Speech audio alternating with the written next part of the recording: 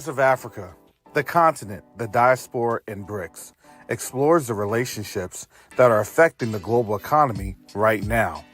This book explores the relationships of the African diaspora's influence on the African continent and why this is important in stabilizing relationships with an understanding of how BRICS impacts the future, good or bad. You can order your copy of The Rise of Africa today on Amazon.com. Neodiplomacy is the new currency. Neodiplomacy is the new currency. The reason that I can say that is you have a couple of different factors occurring right now as we speak on the world stage. The dollar is being disrupted. Nations are no longer wanting to engage with the United States. But the third factor that affects each and every one of us is that there is a diaspora from the African continent that's willing and able to engage our brothers and sisters on the continent.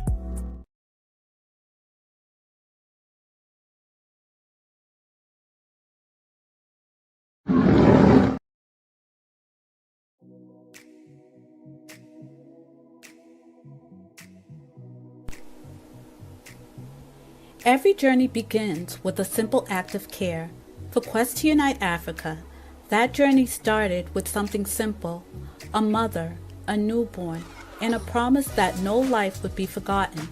We did not begin with buildings, we began with people. We packed mother newborn kits with our own hands because real change starts where the need is greatest.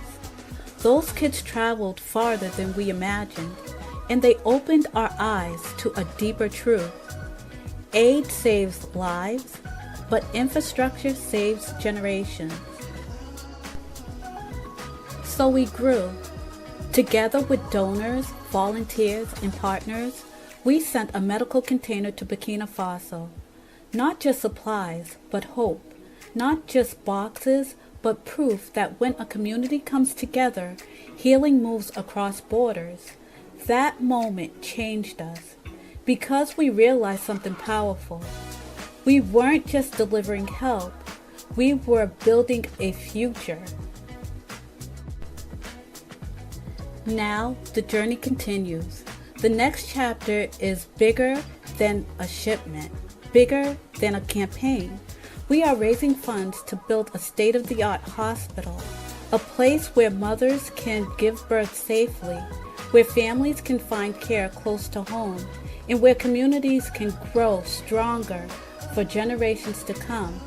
This hospital is not just a structure, it's a promise. A promise that healthcare will no longer be temporary. A promise that dignity will have a permanent home. And just like every step before, we cannot do this alone. Every gift, every brick, every name placed on the founder path becomes part of a story that began with compassion and is growing into legacy. It helps us move from emergency aid to lasting healing, from containers to care that never leaves, from vision to reality. Join us, stand with us, help us build a hospital that will serve generations, moving healthcare into action. Visit q2ua.org today.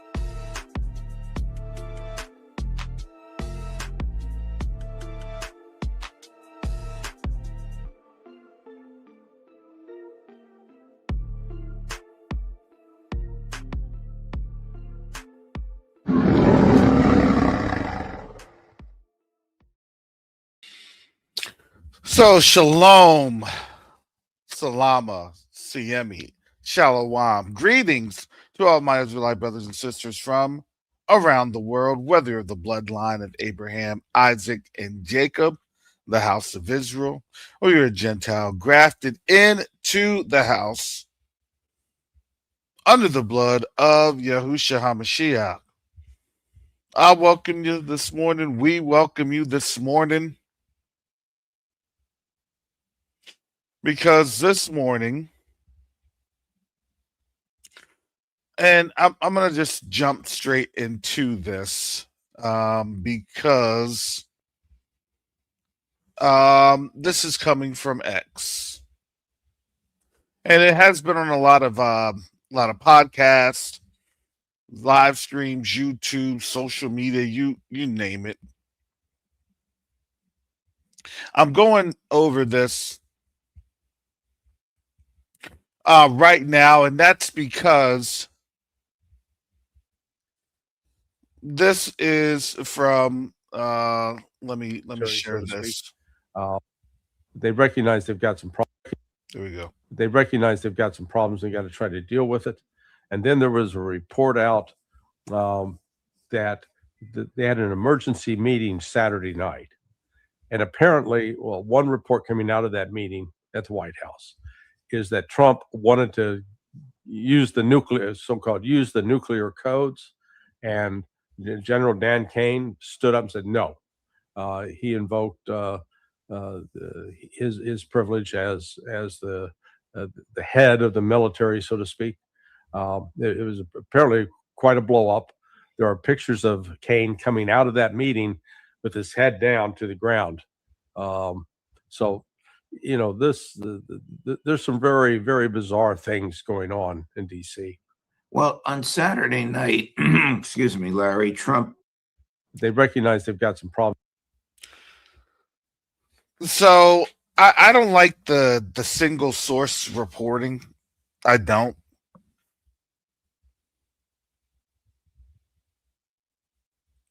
But I can definitely understand how that reporting did get there. Now, I want to keep this in mind. This person that you see in front of us, let me just go over his track record. So he is a CIA analyst, retired CIA analyst, Larry Johnson. When you are retired, that just means that you're no longer on the official roles of government service.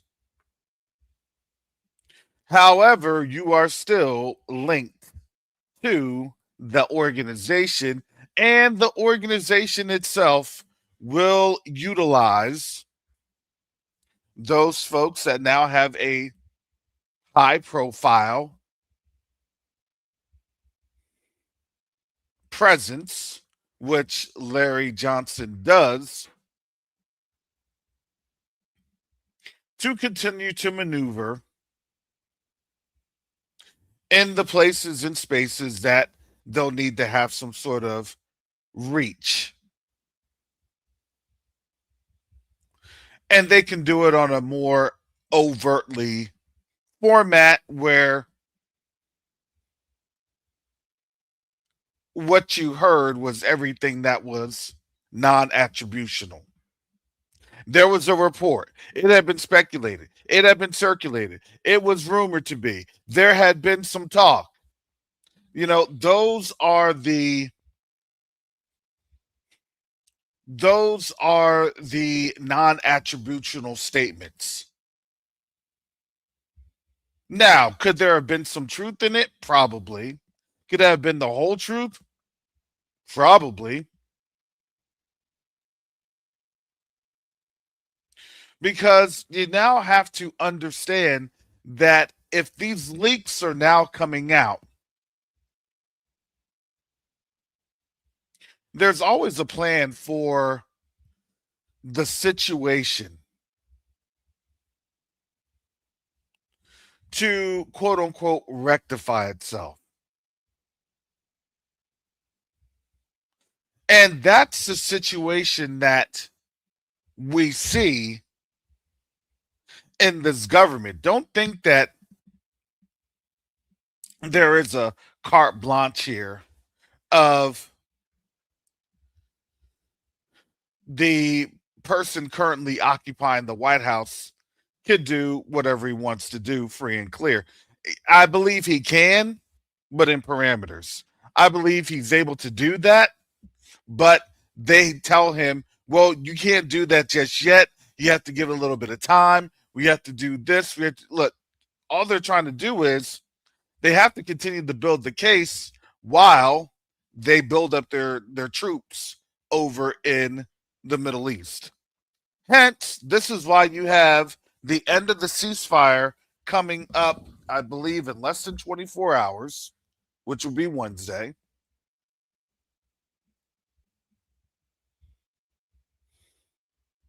You also have a major buildup that's occurred over the last 2 weeks. They've just been streaming in weapons. That's the MO. That's what happened in Ukraine. They were doing that, getting everything into Poland. They did the little ceasefire, and all of a sudden Poland was refitted. So they've done this before. The war on Russia, and I'll say this, it's the US war on Russia via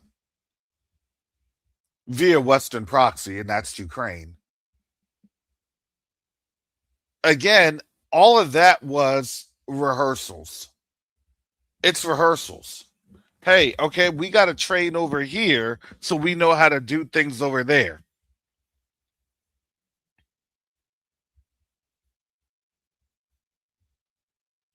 And I don't know if our people have truly paid attention to how this thing works.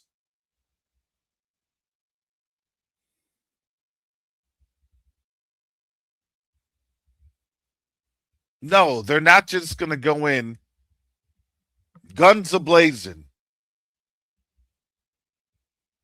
They knew they had to come on in. Ceasefire was perfectly timed. 14-day ceasefire. They were at day 38, nearing day 40. They were still doing kinetic strikes, courtesy of Israel, to keep them on their toes. Excuse me, that Eastern Mediterranean nation, to keep them on their toes. They were running out of anti-air missile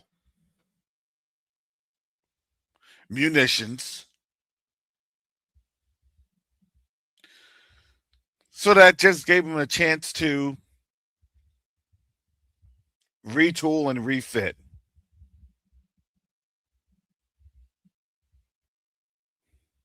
To build up whatever had been blown up in Bahrain, Qatar, and other places. You could do a lot of rebuilding in less than 7 days on a government contract with Pacific Islanders and South Asians very quickly. Yes, you can.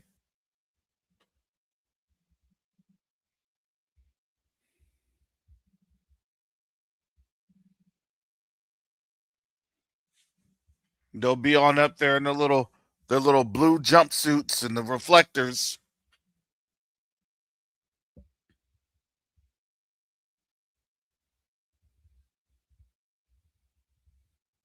Man, how come it takes so long to get things put together over here in the United States?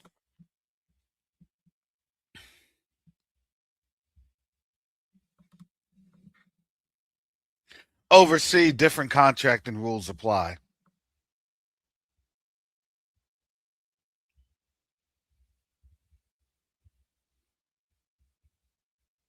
when it comes to different access, acquisition, cross service agreements.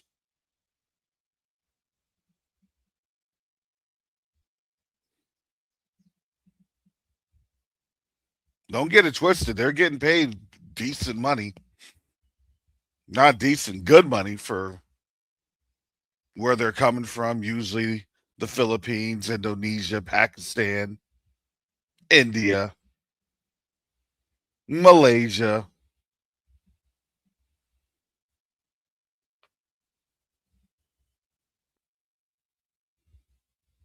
They're on over there. They're making that money. Oh, they're on out there. They're rebuilding. That's what this ceasefire was all about. Let me get our radars back on up. Let's get this back on up. Let's bring that. Let's get this together.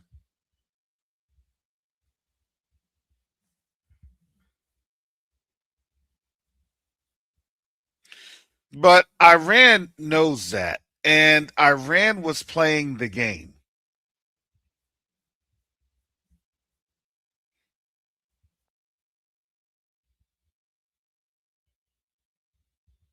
See, what Iran was able to do for this period of time within these wars, because again, the more you do wars, the more you will have a signature of how you operate. Oh, yep, they're going to do this.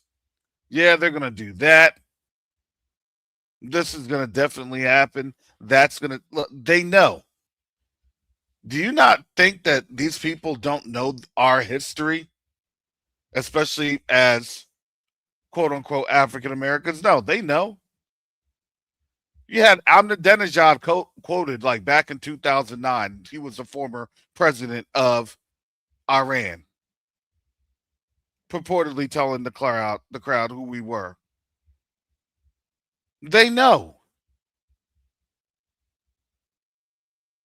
To have mullahs and Islamic scholars like they don't know. No, even the Saudi, even the Jordanian, I'm telling you, all of the Arab scholars even know who we are. They just can't say because they didn't want to suffer the wrath.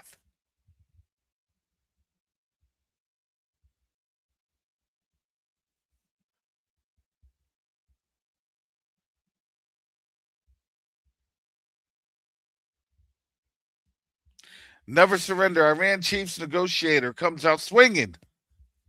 As he says, regime is ready to reveal, new cards for the battlefield. Georgie English. This was yesterday. Updated this morning, 5:58. Says Iran claims it had spent Donald Trump's 2-week ceasefire preparing for war with the regime, ready to reveal new cards on the battlefield. So understand, again, this is a U.S. publication.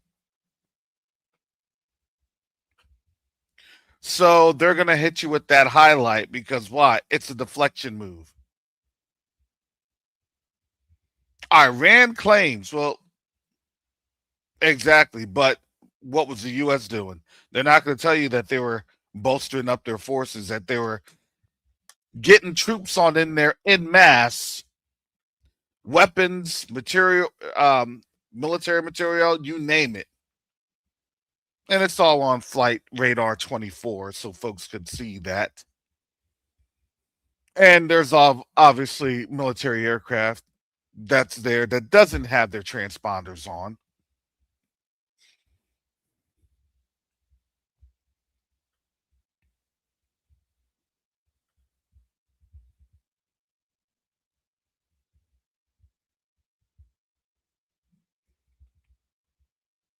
The temporary truce ends Wednesday with fears of the Middle Eastern conflict could spark back into life with thousands of U.S. troops on standby to launch fresh attacks and smash what is left of Tehran. Well, that is always. You got to understand those propaganda hits. Smash what's left. Islamic Revolutionary Guard Corps commander salute.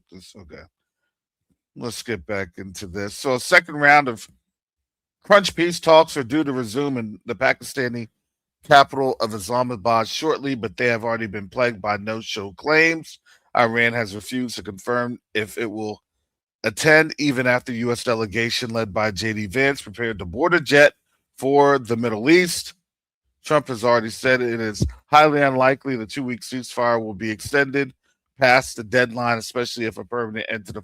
So I look at it like this: when he says highly unlikely, and when the Pakistani says that they, or excuse me, the Iranians refuse to confirm, I look at it like this.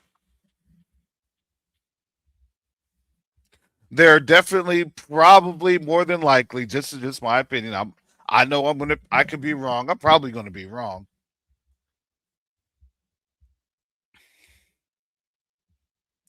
But I believe that Iran will probably show up and Trump will extend the ceasefire. They're trying to extend the ceasefire until late May, early June. That's what Trump is trying to do. Politically speaking, you don't have many people paying attention at that time because he's trying his best to make sure that the economy wheels don't fall off.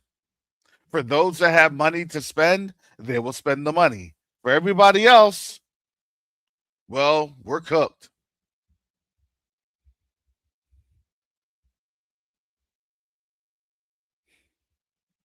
Don't worry, I'll be cooked right alongside with you all.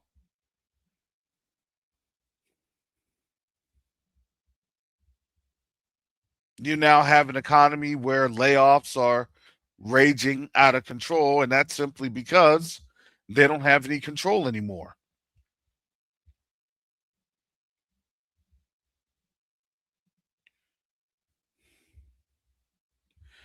And whenever he says, oh, yeah, we don't need to worry about the oil and blah, blah, blah, that's when you need to worry. Well, we're just trying to make everybody safe, because we don't know what to expect after these round of after this the ceasefire, and you can see what they've done. You can see how they've damaged, right? That's what they're going to say. I'm giving you the U.S. talking points. How they've damaged the global economy and how they've damaged our economy and blah, blah, blah. But, we're going to take these measures and we're going to be roaring back, i.e., no, if you are getting ready to go to war, you want to take these 60 days to then prime people on work from home, which is already what Europe is doing right now as we speak. And the UK is already on board that.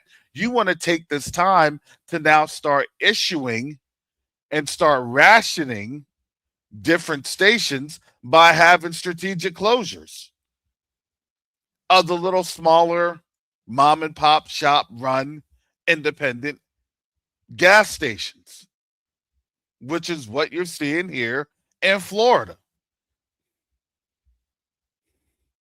And then all of a sudden, the little, independent Texacos and everything else and mobiles, they start to run out of business. And then the consolidations happen at like your Shells, your Wawas, your BPs, your bigger companies. Because why? Because those are more memorial or memorable. Excuse me.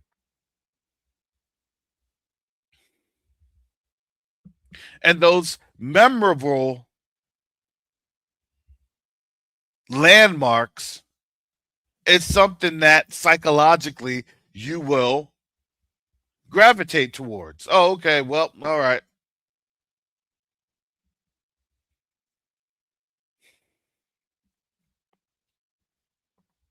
Warfare is about resource consolidation.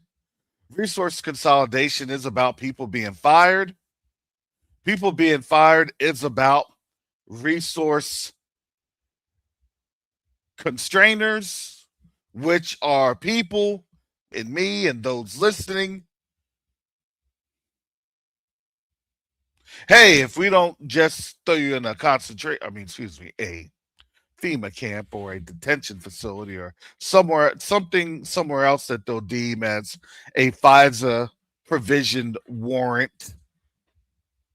Because what we're saying and what we're doing and how we're commenting, we talked about this literally last year. Sister Shar had brought this up.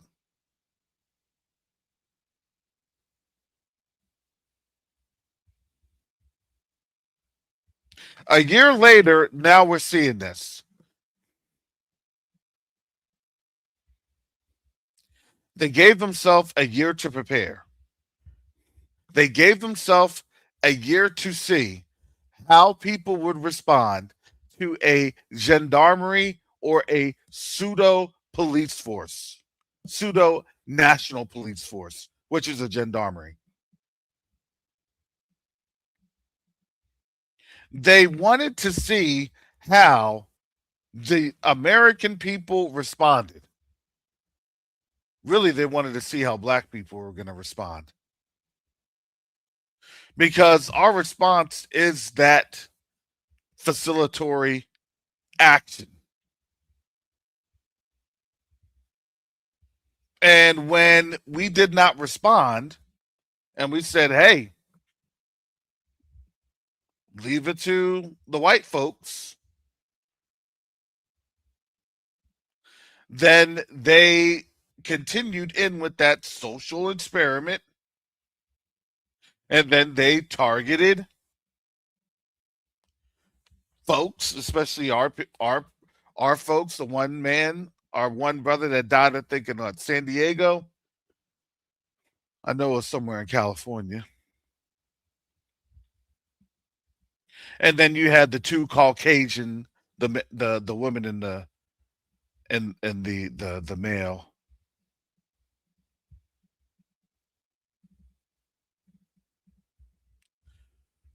And they wanted to see. Have you noticed that they've had a nationwide manhunt for the ICE agent, and he's nowhere to be found all of a sudden with all sorts of technology? Come on.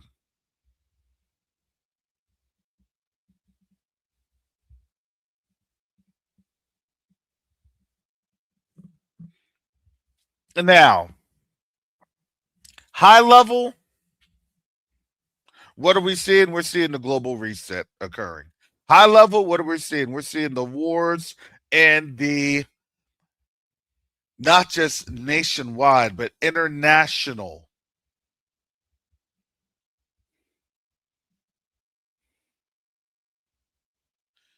deglobalization effort.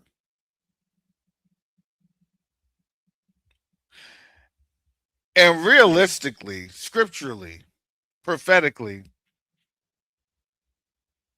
we're seeing the right hand, the strong arm being broken. And that's the strong arm of our captivity being broken.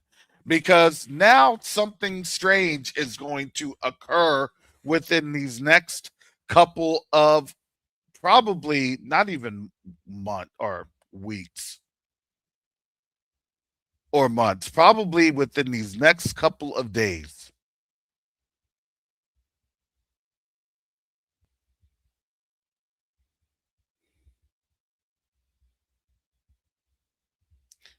I want you to start to take a look at Africa.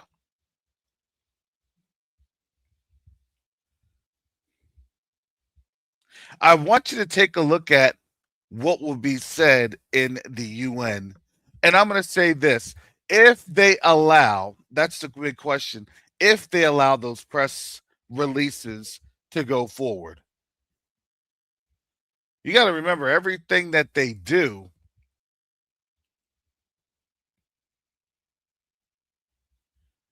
it's going to be vetted.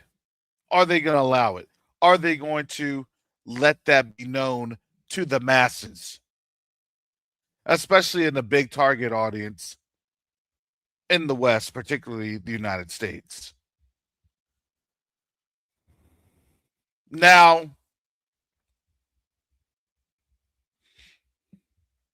I do have to bring this on up.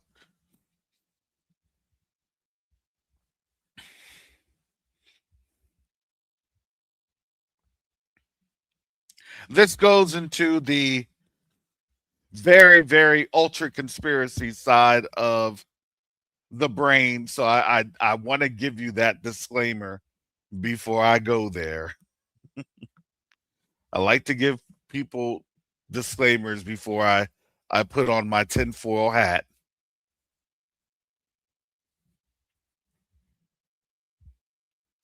Now, supposedly, purportedly, there has been, I guess, some in one of the files, the E files.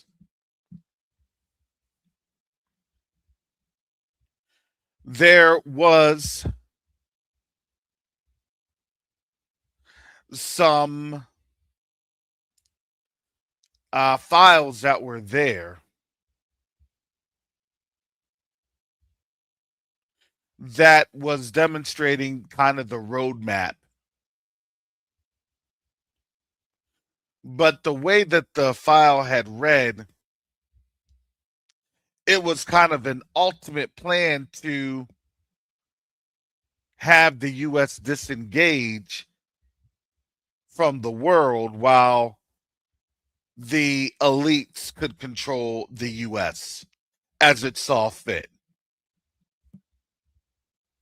I.e., it didn't have to put on the charade for human rights and all that other stuff anymore.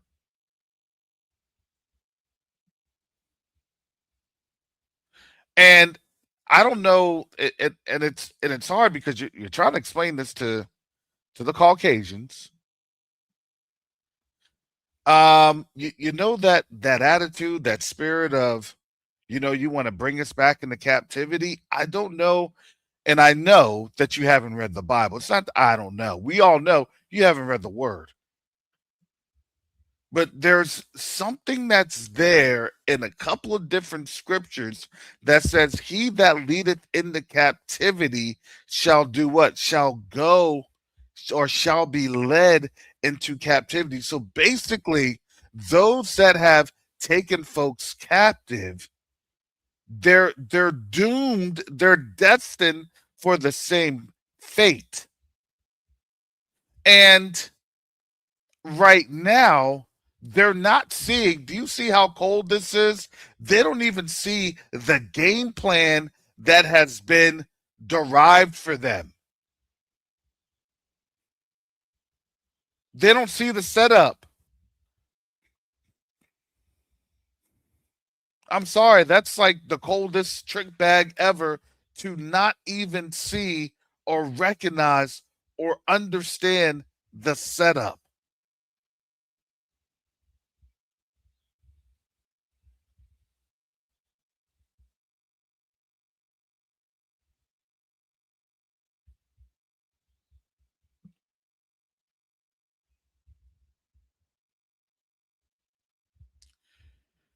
Now, the reality is, yeah, everybody can see the setup happening. Everybody can see, what's going on, how things are moving.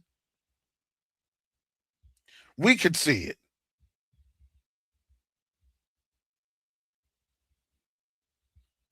The problem is, you have to understand, they are yoked to a spiritual dog whistle.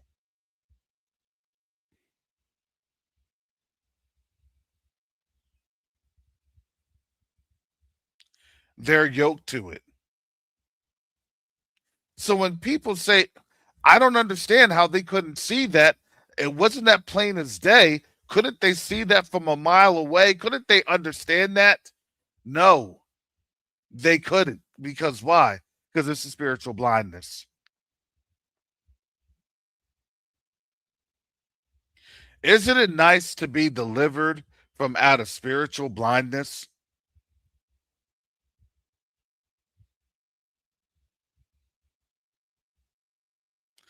But again, they wanted to make us look all crazy. You're going to go to war. You're going to be in a fight. You're going to fight Iran. Oh, don't worry. Don't worry. I was crazy too back in 2000 or in 2018 and 2019 as I'm telling folks, I'm like, yeah, all of these seizures and everything else. I said that's just the prelude for a war. This has been going on for almost a decade.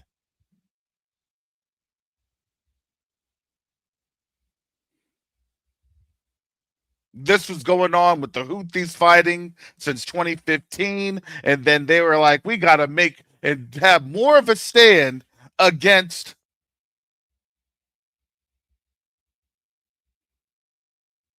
their shipments coming from the Iranians to the Houthis. They were already getting the game plan. They were formulating how they were going to do the blockade. Go ahead. You could check the archives on out. Look at 2018, 2019. Look at all the boarding procedures. Remember the sailors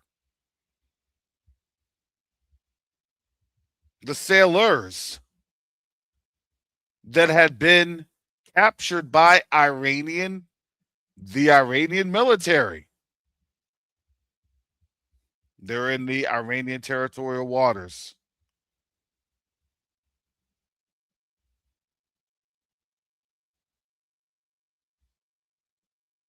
It's all out there. It's all documented.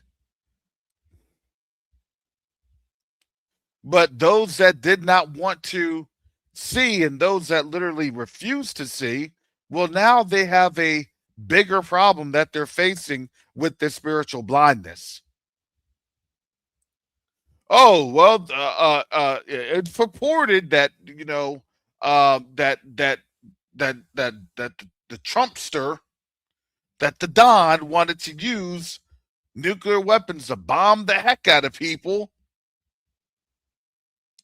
As we said, he was already planning war crimes anyway. He has no chill. I told you this dude was going to go out with the bang with one of the biggest war crimes on out there, a literal genocide, nuclear style. I hope I'm able to say that. I hope I don't get the white screen of death. But when you are involving nuclear codes for a couple of different targets, it wasn't just one, it was a couple of different targets. Gee, I don't know.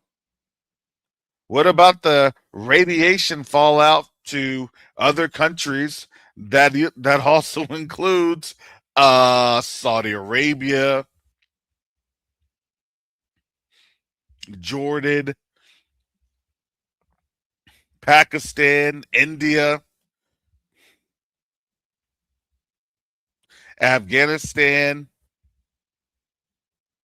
Turkey, Azerbaijan, Armenia, even parts of Russia, you name it.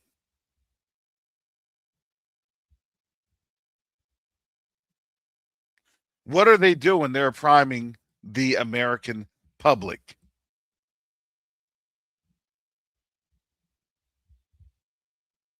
That's what they're doing. Oh, that's horrible. Oh man. Oh wow. Because the idea is if the peace talks should go on, and I'd say if,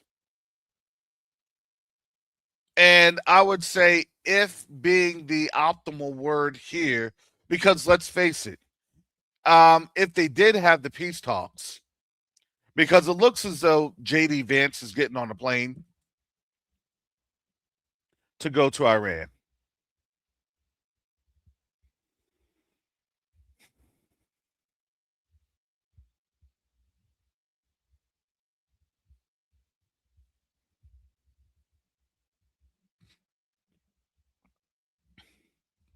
That's what it looks like.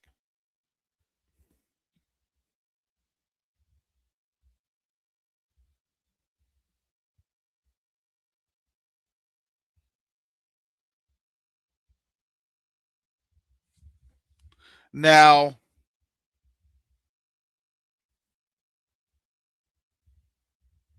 again, I'm not too sure about things like this because and I'll put this link on out here because I hit a paywall with the Wall Street Journal.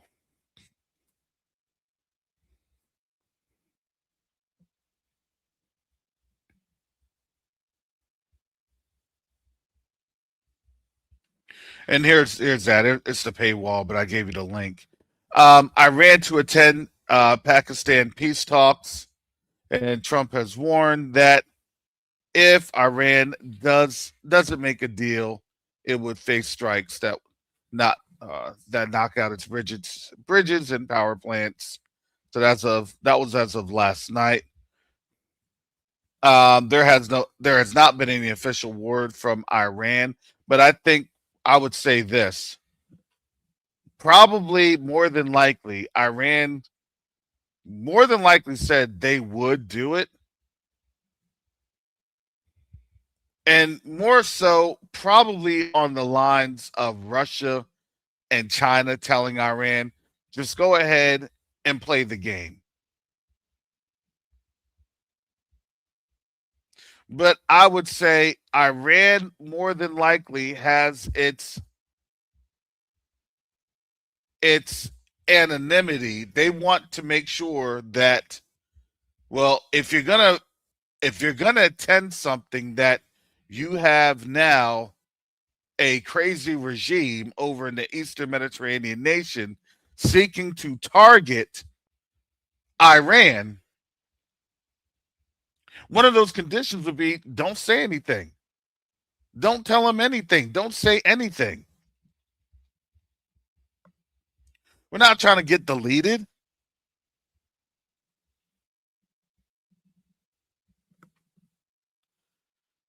So now you have rhetoric. Trump's statements on Iran increasingly contradict each other. The president has made conflicting comments on questions, both large and small, related to the war. Said appearing on Sunday News. So this is by Natalie Allison, Isaac Arnsdorf, and Kate Zarkazewski.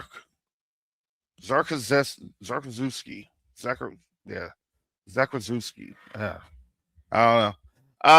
Appearing on Sunday morning's news show, top officials in President Donald Trump's administration confirmed the plan for the next round of diplomatic talks in Islamabad, Pakistan. Vice President J.D. Vance, whom Trump had tapped earlier this month to lead the U.S. negotiations, would be there again, even as the United Nations Ambassador Mike Waltz and Energy Secretary Chris Wright were confirming Vance's participation. However, Trump was telling the networks the opposite. Vance wouldn't be traveling to Pakistan because of security concerns. See, now they want to say considered security concerns.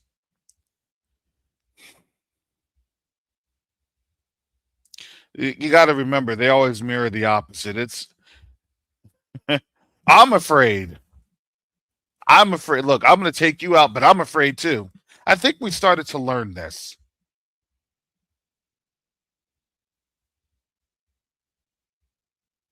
Sorry, let me put this one. This is Washington Post. So Trump's remarks set off a scramble within the White House as officials worked to correct the commander-in-chief's claims, telling reporters privately that Vance would in fact be leading the delegation to Islamabad. So contradictory remarks highlighted a continuing challenge for the administration. So I look at it like this. If for the Iranian delegation traveling, if it travels,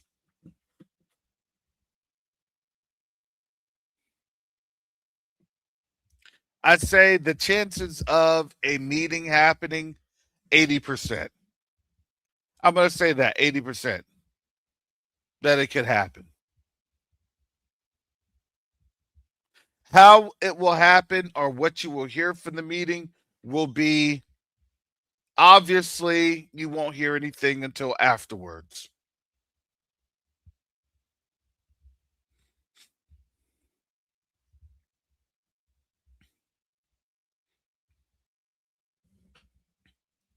So it will be very interesting to see how this lines up.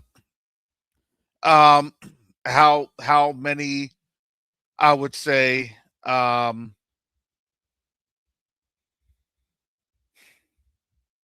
remarks will be had, contradictory statements would be had on this one. And at the end of the day, what the U.S. has done is that they've thrown away, um, at least, I would say they've thrown away at least 5 decades of diplomacy. And that's capital. Those are relationships. That's money. That's resources.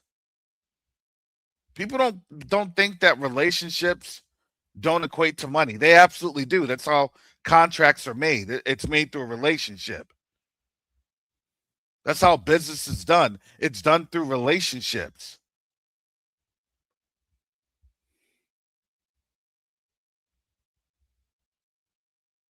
So for all those that think that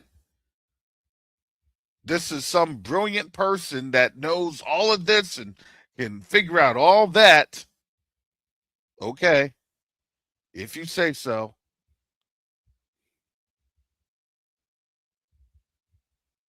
I do think this. I think that if they want to, and their aim was to destroy America, if their aim was to make America a totally totalitarian dictatorship state, then yeah, it's meeting its goals, its benchmarks to get to where it needs to be. Because every totalitarian dictatorship state, i.e., North Korea, there was a war, they had a ceasefire, and basically they self industrialized. Whatever we don't have, you don't get. Well, what about all this, all that? Well, we'll only deal with one or two people. And they do. And that's China and Russia. Everyone else, they don't deal with. Could that be the same thing we're about to see in another 20, 30 years here? Probably. Hey, kick these Negroes on out. We're going to make this our utopian, dystopian society. And, well, you all know how that's going to go. Oh, no, they're going to keep the same things, but they're going to make sure that their stomachs are fed, and they don't care who it is or what it is, if you catch my drift. All right. Well, today's Tuesday. I got to get up on out of here. Got to do some early trainings. Got to get over into Babylon. But let me tell you, family, a lot of things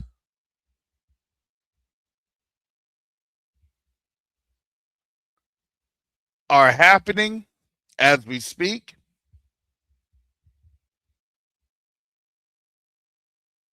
And I would say this: everything here in the US, and I'm gonna put this on out here. Everything here in the US, don't expect an overnight, shocker of, well, it's going to, it's just going to get real bad and this all of a sudden and this and that. So no, I'm and it's not, oh, it's going to be peace, it's going to be peaceful. No, I'm not saying that. I'm saying this: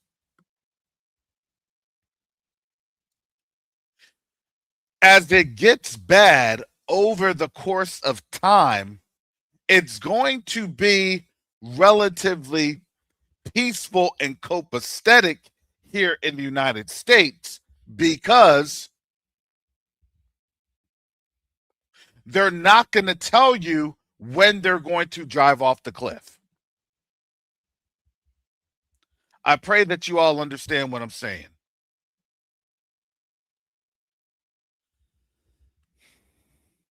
Everything will be fine. Everything will look good.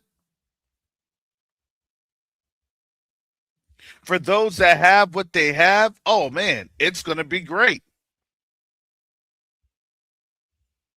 Hey, so what? You're losing your job. All right, well, it doesn't matter. Most of the jobs are, and most of the folks losing their jobs, well, it's black folks anyway. So, it's minorities anyway. Who cares? That is the trap being set for them.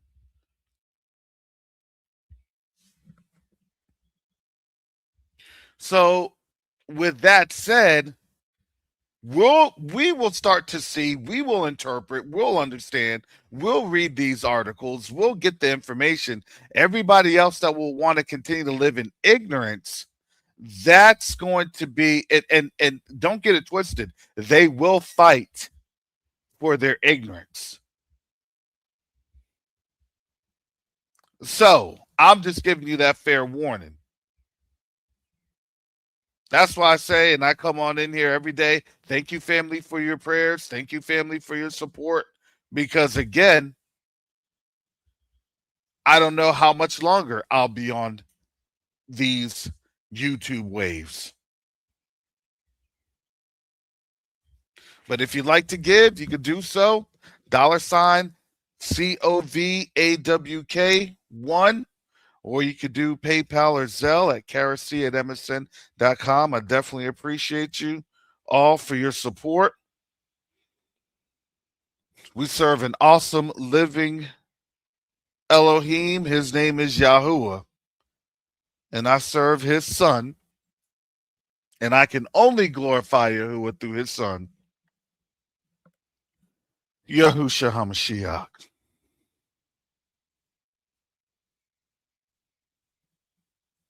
So with that said, I got to get up on out of here. And with that, shalom, salama, siemi, shalom, peace and blessings. Yasharel.